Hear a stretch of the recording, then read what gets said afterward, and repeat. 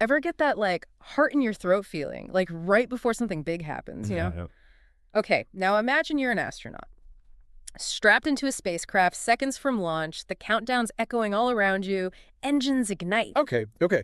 And then just as you reach orbit, a message crackles through. Near miss detected. Oh, man. Talk about a nightmare scenario. No, and this isn't some Hollywood movie. This was the SpaceX Crew 2 mission back in April of 2021. Wild, right? Absolutely wild. And that's what we're diving into today. So where are we getting this info from? We've got declassified U.S. Space Command documents straight from the Black Vault. Emails, briefings, the works.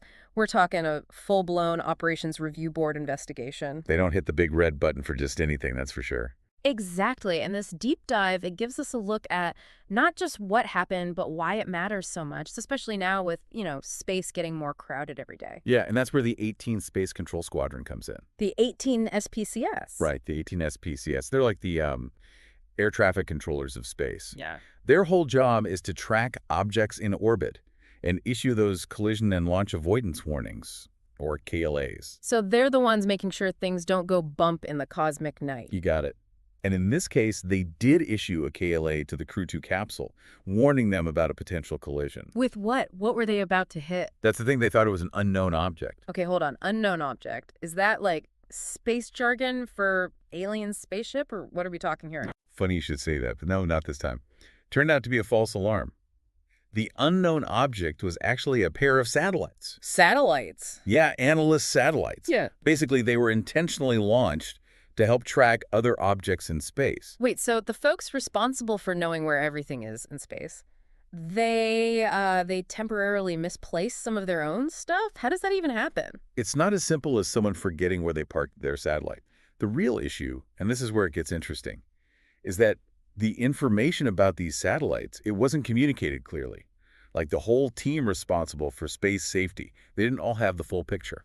Ah, the old communication breakdown. A classic, even in space, huh? But we're talking about people with years of experience, right? These are the best of the best.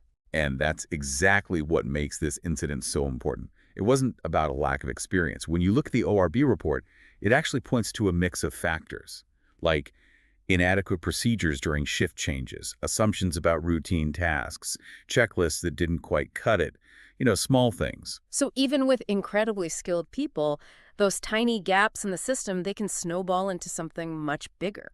Exactly. And that's why we're going deep on this one.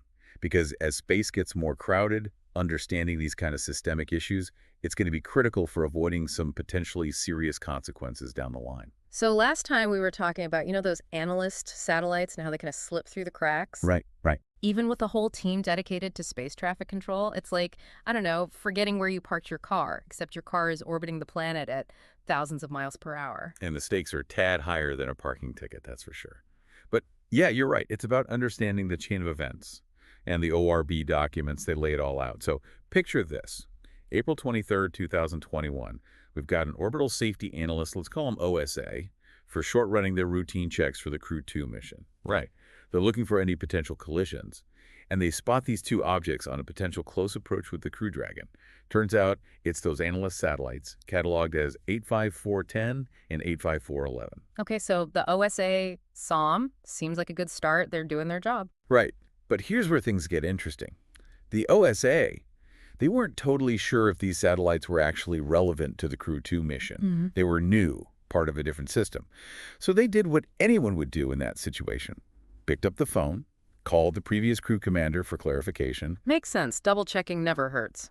Especially with, astronauts' lives on the line. Exactly. And the previous commander, they confirmed.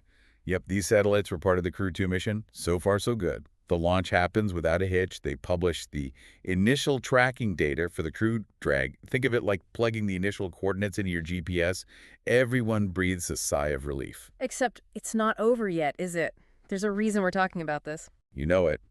Here's where that communication breakdown we were talking about, it rears its ugly head. See those crews? They work in shifts. As the day goes on, a new crew comes in to take over.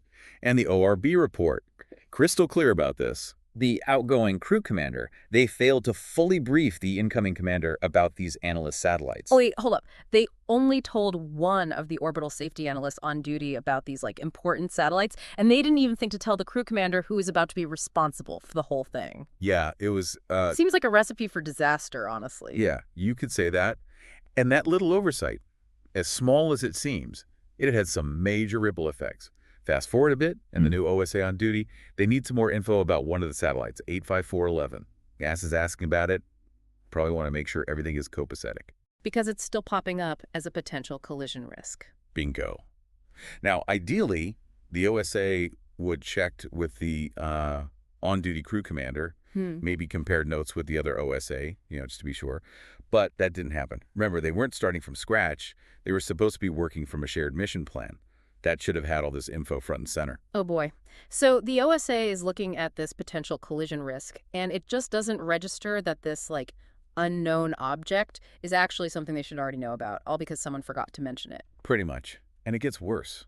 When NASA sent over its updated tracking data, the OSA created a new input file, to crunch the numbers. But because of that communication breakdown, the analyst satellites, they weren't on the exclusion list. So the computer's treating them like any other piece of space junk. So even with all the experience on that team, you said one of those analysts had been doing this for a decade, right? They still issued a false alarm to NASA because of a single missed handoff and some, like, incomplete checklists. That's the thing about complex systems, even in space. It's like that old saying, a chain is only as strong as its weakest link, right? And in this case, the weakest link, it wasn't a person, it wasn't even the technology itself, it was the gaps in the process. That's actually even more worrying if you think about it, because you can train people, you can upgrade software, but these, like, procedural things, those are the invisible threads that can easily unravel. And that takes us to the crux of the issue. Because as more and more stuff gets launched into space, satellites, probes, you name it, those tiny gaps, they have the potential to become major, major problems. Which leads us to the bigger picture, right? Space domain awareness, or SDA as the cool kids call it. This whole incident, it really shines a light on just how critical SDA is, especially as things in space are getting more crowded, more chaotic. So we've been talking about this near miss with the Crew 2 mission and how even a small communication breakdown, like, it could have had some major, major consequences. It really makes you think about those what-if scenarios, you know? It does, doesn't it? And that's what makes this incident so valuable for understanding the bigger picture here. Imagine if that had been a real collision. Like, not just a false alarm, but an actual collision. Yeah, that's not a situation you want to be You in. talk about a bad day at the office. Right. No kidding. Yeah. And we're not even just talking about a little fender bender here. Even something small, like a piece of debris the size of a softball. Traveling at those speeds, it can cause catastrophic damage. Yeah, we're talking potential loss of life, setback for space exploration. I mean, it would be devastating on so many levels. Absolutely, yeah. And it really highlights why space domain awareness, SDA, it's becoming even more critical now, with space getting more crowded every day. Actually, the ORB report, they had some pretty eye-opening stats on this. Oh, yeah, the numbers were kind of wild, weren't they? Didn't it say something like a 25% increase in the number of objects launched into space just in 1 year? 26% to be exact, from Wow. 2020 to 2021, yeah. Wow. Okay, so it's not just that there's more stuff up there, but a lot of it is new, which I'm guessing means we don't know as much about it, right? Like its trajectory or potential risks. Exactly, and that's the real challenge with SDA. It's not just about knowing what's up there. It's about understanding how all those objects are moving, how they're interacting with each other, and even how they might change over time. And all of that while relying on, well, us, on human beings to make sense of it all. As much as we love technology and, rely on it, it still comes down to people making judgment calls, interpreting data, communicating with each other. And that brings us right back to this Crew 2 incident, because it wasn't like a technology failure that almost caused a disaster, right? It was a series of, you could say, small human errors. So what are we doing about it? What lessons did they learn from all this? Well, the ORB report, it outlined a number of changes that the 18 SPCS is implementing, like revamped training programs, with a lot more focus on those critical handoff procedures. Right, making sure everyone's on the same page. Literally. Seems like a no-brainer. But I guess sometimes it takes an incident like this to really expose those gaps. Yeah, unfortunately, that's often the case. They're also looking at ways to improve their checklists, data analysis processes, so that it's easier for analysts to tell the difference between known objects and potential threats. Like a really, really important game of Where's Waldo? Something like that. And it's not just about preventing collisions either. SDA is also about protecting critical infrastructure down here on Earth that relies on all that space-based stuff. It's easy to forget how much we rely on space technology, like in our everyday lives. Communication networks, GPS, even financial transactions, it all goes through up there. Right. And as we become even more reliant on space, the stakes of SDA, they're only going to get higher, which is why this incident, as concerning as it offers a really valuable lesson. It's a good reminder that even in the vastness of space, with all this advanced technology, it's often the smallest details, the human elements, that can make all the difference. It's a humbling thought, isn't it? It really is. Well, that's all the time we have for today's deep dive, but as always, keep looking up and we'll catch you on the flip side.